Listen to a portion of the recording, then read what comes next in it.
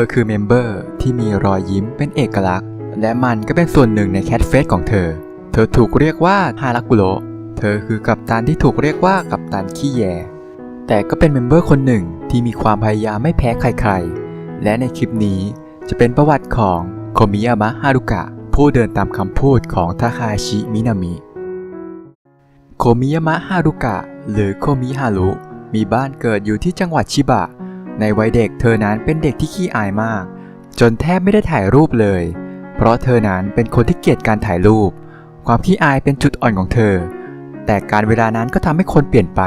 โคมิฮารุไม่ได้สนใจไอดอลในตอนแรกเธอนั้นเริ่มชอบไอดอลก็เพราะ AKB48 เธอชอบมาจิซุกะกากุเอ็นเธอตั้งชื่อเล่นให้กับตัวเองและเพื่อนๆที่เป็นชื่อเดียวกับตัวละครของเรื่องทุกวันเธอจะเข้าไปดู PV ของ AKB48 ใน YouTube เมื่อ AKB48 ออกรายการเพลงเธอจะติดหนึบอยู่กับทีวีทุกครั้งเธอมีความสุขและความคิดที่ว่าอยากเป็นแบบพวกเขาก็ได้เข้ามาในหัวของเธอตัดสินใจเข้าร่วมออดิชั่น AKB48 รุ่นที่ 15 ในปี 2013 ฉันไม่มีความสามารถพิเศษอะไรฉันอยากจะเข้า AKB48 มาตลอดฉันอยากจะยืนอยู่บนเวทีเธียเตอร์ร้องและเต้นสบตากับแฟนๆนั่นคือสิ่งที่เธอพูดตอนออดิชั่นแต่สุดท้ายโคมิฮารุก็ได้ผ่านเข้ารอบมาเป็น AKB48 รุ่นที่ 15 ด้วยความไม่มีประสบการณ์ด้านการเต้นทำให้ช่วงแรกของโคมิฮารุเต็มไปด้วยความยากลำบากเธอเรียนรู้ได้ช้าขนาดที่ซ้ายและขวายังสับสนทำให้เธอต้องกลับไปซ้อมที่บ้านทุกวัน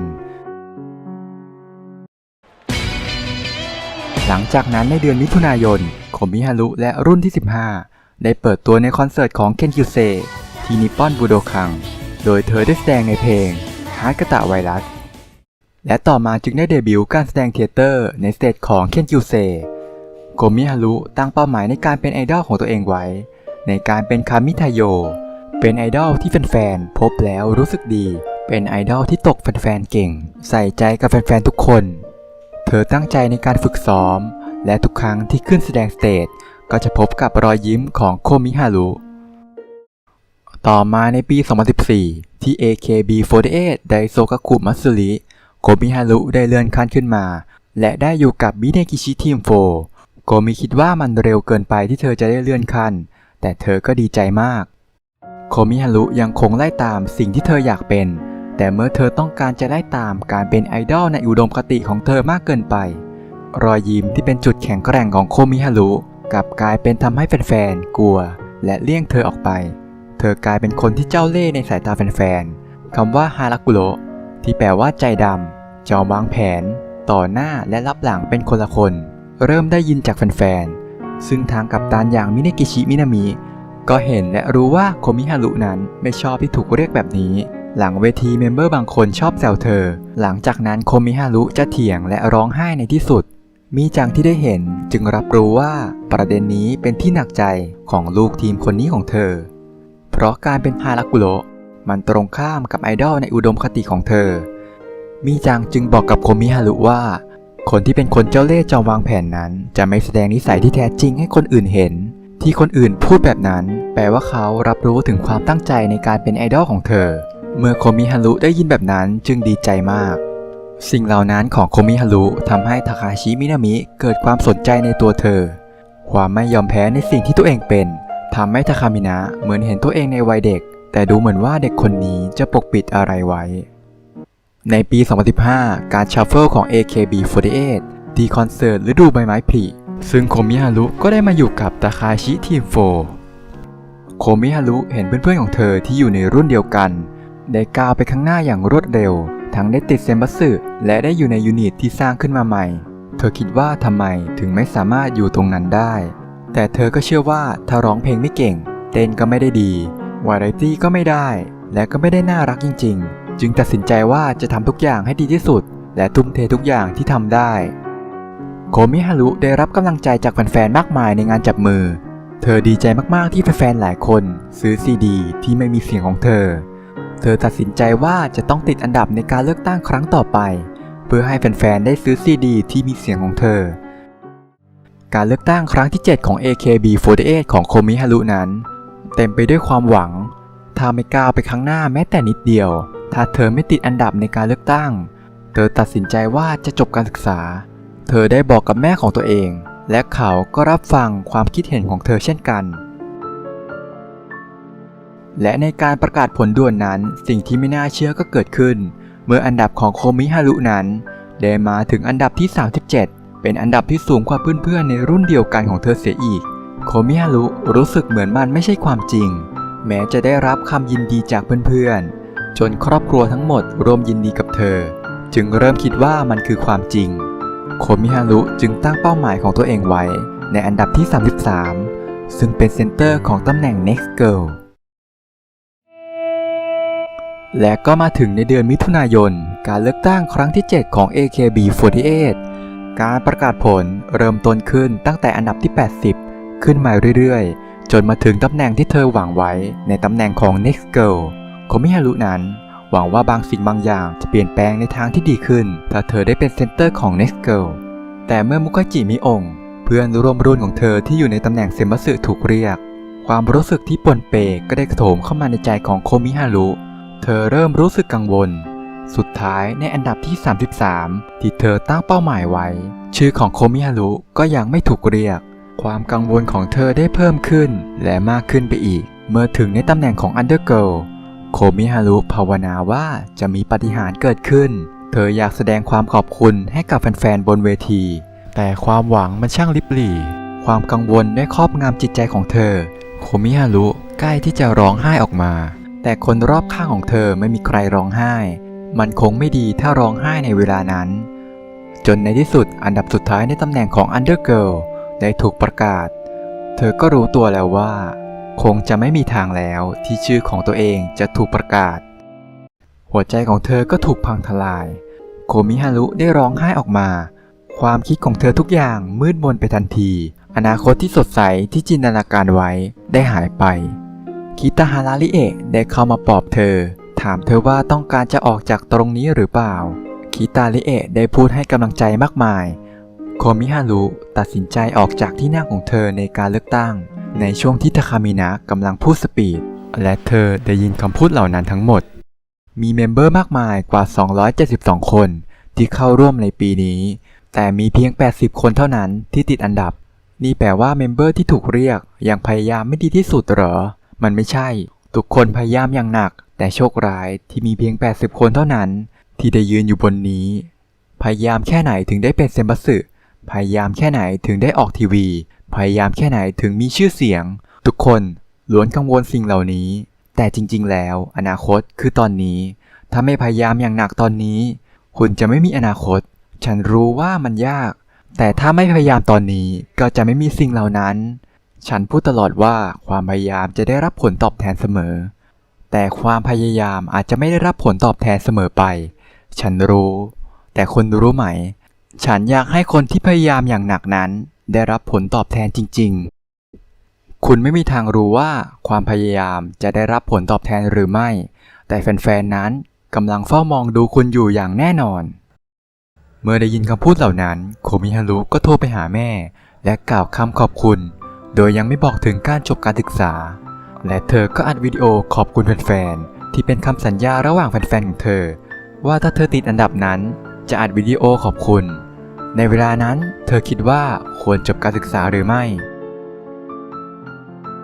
ซึ่งหลังจากนั้นเธอได้รับข้อความจากทาคามินะและได้คุยกันเป็นเวลา30นาทีการคุยกัน30นาทีนั้นทำให้โคมิฮารุมีความคิดที่เปลี่ยนไปจากที่ในงานจับมือแม้จะมีความรู้สึกไม่สบายใจแต่กลับตอบแฟนๆว่าสบายดีทาคามินะอยากให้โคมิฮารุเป็นคนที่บอกความรู้สึกที่แท้จริงออกไปแล้วมันจะทำให้แฟนๆเชื่อใจเข้าใจเธอและพวกเขาจะมีความสุขเช่นกันแม้ในตอนนี้โคมิฮารุยังก้าวข้ามความรู้สึกเสียใจไม่ได้แต่การคุยกับทาคามินะทำให้สิ่งที่หายไปของเธอคือความคิดในการจบการศึกษาหลังจากนั้นเธอได้แสดงความรู้สึกออกมาให้แฟนๆได้เห็นมากขึ้นและสนุกกับงานจับมือพยายามอย่างหนักและอย่าลืมสนุกกับมันคือสิ่งที่โคมิฮารุคิดและเธอได้บอกกับแฟนๆของตัวเองว่าต่อไปนี้เธอจะไม่เป็นไอดอลในอุดมคติเพราะตอนนี้เธอได้สนุกกับแฟนๆมากจริงๆต่อจากนี้ไปเธอจะเป็นตัวเองในฐานะของไอดอลในเดือนตุลาคมโอกาสเป็นของโคมิฮารุ เมื่อในงานจับมือนั้นได้ประกาศยูนิตที่มีชื่อว่าโมชิคาโกะและเธอได้เป็นหนึ่งใน12คนของยูนิตในตอนแรกโคมินั้นไม่คิดว่าชื่อของตัวเองจะถูกประกาศเพื่อนๆรวมถึงทาคามินะได้ร่วมยินดีกับเธอนั่นเป็นสิ่งที่ทำให้เธอนั้นมีความสุขที่สุดโดยโคมิฮารุได้อยู่ในตำแหน่งของเซนเตอร์ของยูนิตนี้ร่วมกับยาบุชิตาชูของ NMB48 ในเพลงซากิมาเดะวะไอซ์ที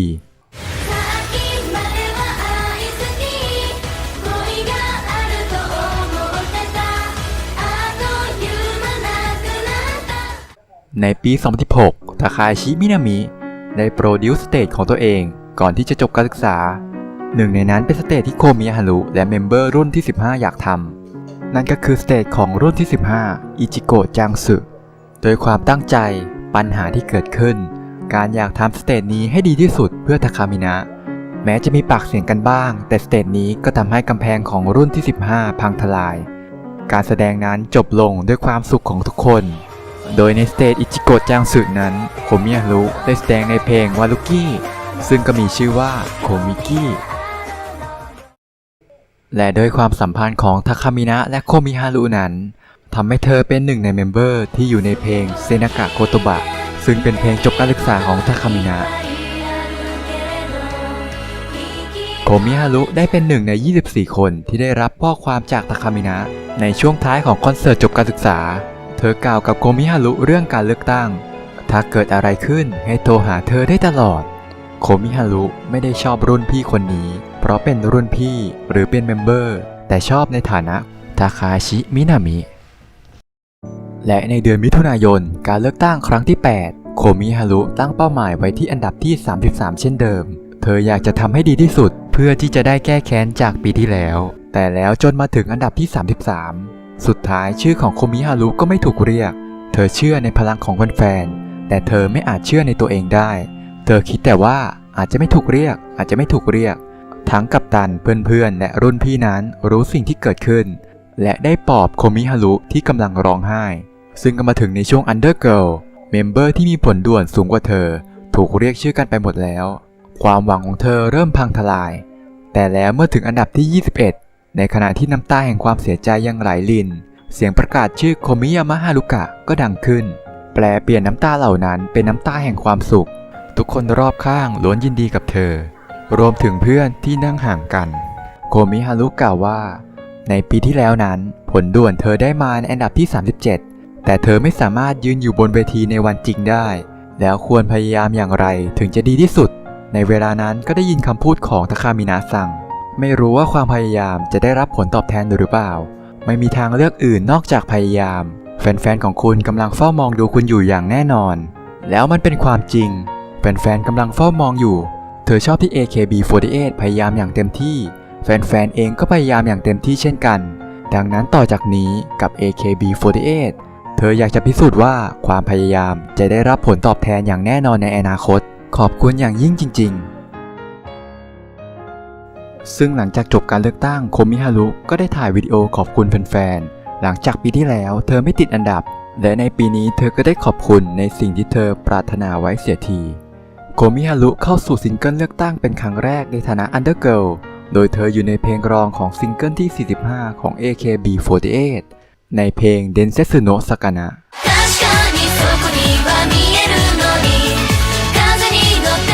ในเดือนกรกฎาคมโคมิฮารุได้แสดงซีรีส์ของ AKB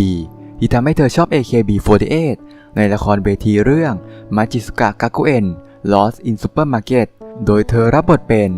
เปริคันทางนี้เมื่อละครคาบาสุกะกากุเอนได้ออกอากาศโคมิฮารุก็ได้รับบทเป็นอิคิซามะโดยมีนามแฝงว่าอิโซกินชาคุโดยในเดือนกันยายนคอนเสิร์ตสำหรับเมมเบอร์ที่ติดอันดับในการเลือกตั้งที่โยโกฮาม่าอารีนาได้มีการประกาศเซมบัสึซิงเกิลที่ 46 ของ AKB48 และในครั้งนี้โคมิฮารุก็ได้มีรายชื่อติดเซมบัสึเป็นครั้งแรกเธอมีความสุขถ้าจริงจังในเส้นทางที่เชื่อมั่นจะมีคนเฝ้ามองดูอยู่นั่นคือสิ่งที่ชิบะตะอายะซังและทาคามินะซังสอนกับเธอไว้โคมิไม่ลืมคำพูดของบุคคลที่เธอเคารพโดยซิงเกิลที่ 46 ของ AKB48 ที่โคมิฮารุติดเซมบัสึเป็นครั้งแรกนั่นก็คือ High Tension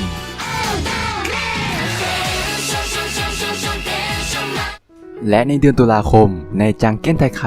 2016 โคมิฮารุที่มาพร้อมกับชุดเดวิลสามารถผ่านไปถึงรอบรองชนะเลิศโดยเธอสามารถชนะอุเมยามะโคโคนะโอกาซาวะระมายุและโนซาวะเรนะก่อนจะไปแพ้ให้กับยูโมโตะอามิแต่มันก็ดีพอให้เธออยู่ใน1 ใน 7ที่อยู่ในยูนิตจังเก้นนินและได้ร้องเพลงที่มีชื่อว่าซากะซาซากะ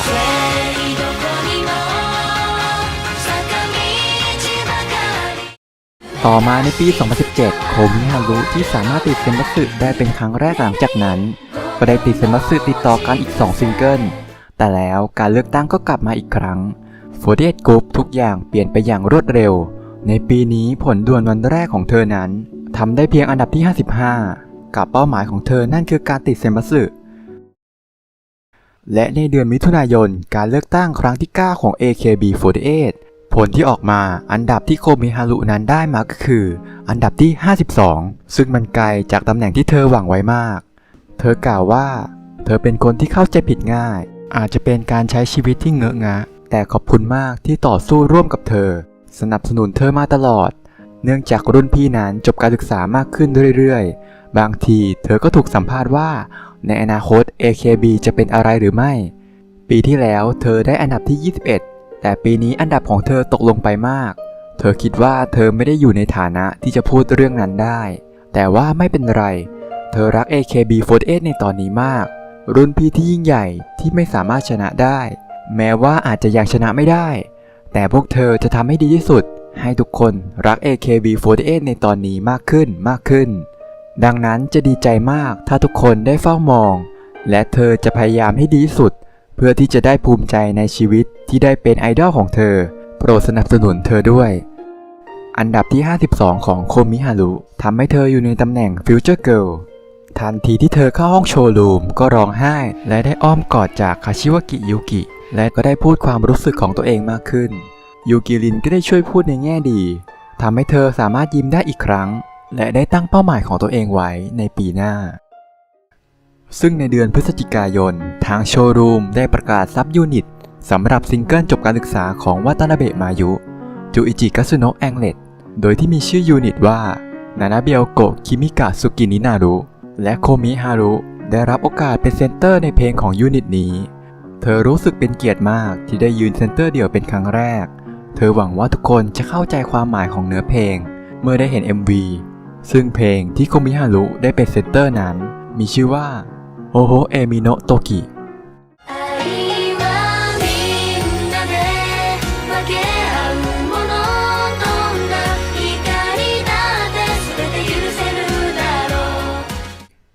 ในเดือนธันวาคมจุดเปลี่ยนของชีวิตไอดอลของโคมิฮารุก็ได้เริ่มขึ้นอีกครั้ง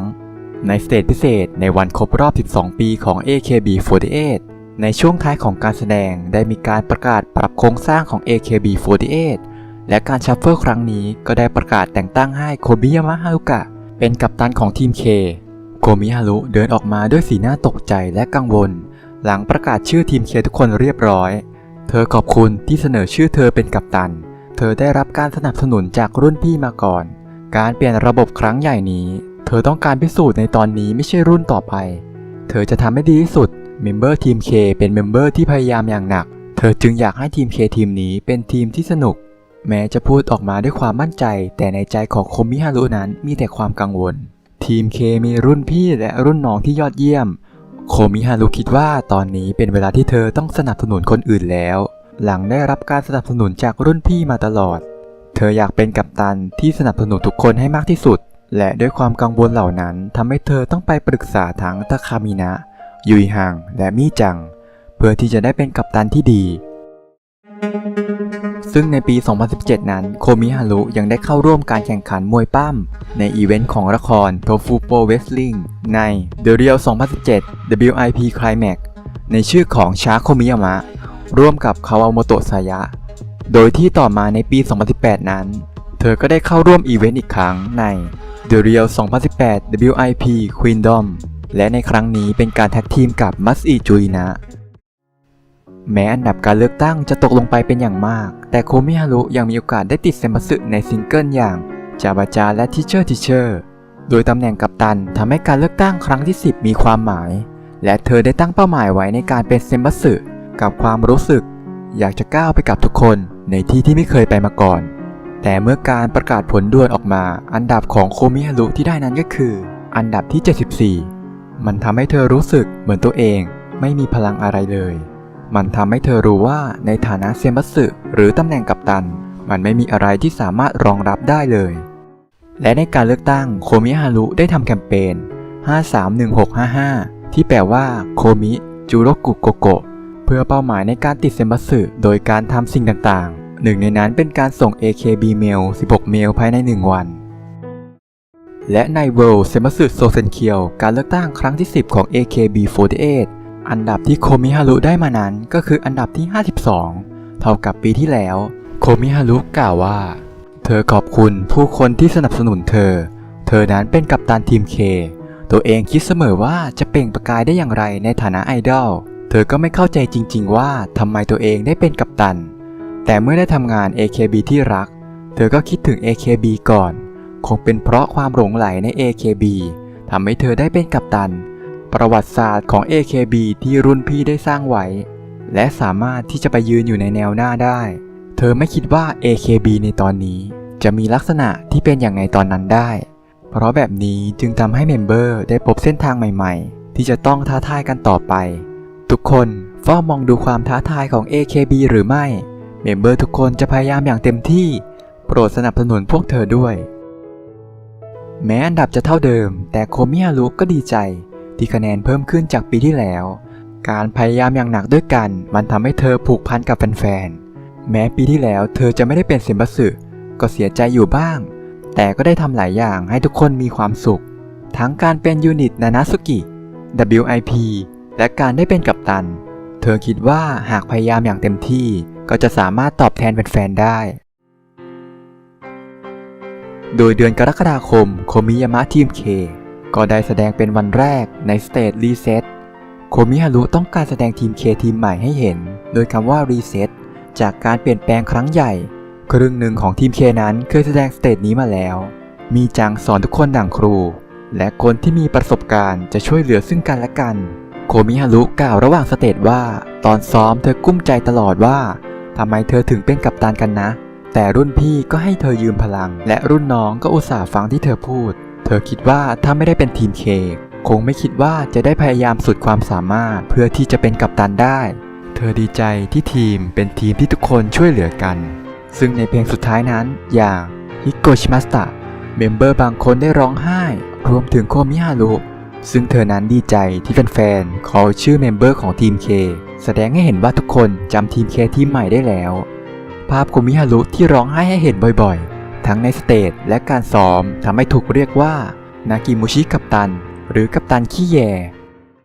ในปี 2019 เพื่อที่จะได้ใกล้ชิดกับแฟนๆมากขึ้นโคมิฮารุจึงได้จัดโซโล่ไลฟ์ที่ AKB48 Cafe โดยจัดติดต่อกันในแต่ละเดือนทั้งปีโดยมีทีมที่แตกต่างกันไปซึ่งในเดือนเมษายนวิดีโอรายการ Komitube ได้ถูกอัปโหลดลงในช่องของ AKB48 ใน YouTube ซึ่งโคมิฮารุถูกเรียกว่า Instagram Queen ในรายการ AK Bingo เพราะมีทักษะในการถ่ายรูปน่ารักที่เหมาะที่จะไปลงใน Instagram โดยเนื้อหาของวิดีโอนั้นโคมิฮารุจะบอกเทคนิคในการถ่ายรูปต่างๆของเธอต่อมาในปี 2020 และด้วยความที่ชอบถ่ายรูปและอยากให้แฟนๆรู้จักเธอมากขึ้นโคมิฮารุจึงได้จัดทำโคมิบุ๊กซึ่งเป็นดิจิทัลโฟโต้บุ๊กที่ทำขึ้นมาเองโดยอัปโหลดและอัปเดตรูปลงใน Twitter